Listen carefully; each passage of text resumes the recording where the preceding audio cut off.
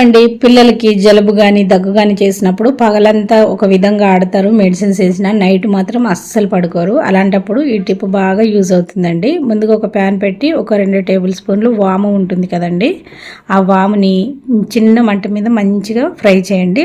మంచి స్మెల్ వస్తుంది.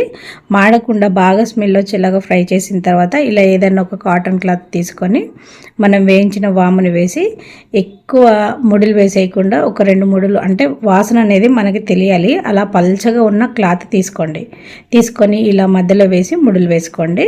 ఇప్పుడు దీన్ని ఒక్కసారి ఇట్లా నలిపినట్టు చేస్తే స్మెల్ అనేది బాగా వస్తుంది. ఇలా వచ్చి మనకి ఇలా ముడులు 2-3 అయినా వేసుకోవచ్చు. జలుబు దగ్గు ఎక్కువ ఉన్న వాళ్ళు ఇలా పిల్లల మెడలో దాన్ని ఒక దండలాగా కట్టండి. వాళ్ళు పడుకున్నప్పుడు ఆ స్మెల్ వస్తూ ఉంటుంది. ఇప్పుడు మందులు వాడడం కూడా అంత సేఫ్టీ కాదు కాబట్టి ఇలాంటి హోమ్ రెమెడీస్ మనం యూజ్ చేస్తే పిల్లలకి జలుబు దగ్గు అనేది త్వరగా తగ్గుతుంది. ఇలా వాసన వాళ్ళకి వెళ్తూ ఉండి మెడిసిన్లా పనిచేస్తుంది. వాళ్ళు పడుకున్నప్పుడు కూడా హ్యాపీగా పడుకుంటారు. వీడియో నచ్చితే లైక్ చేసి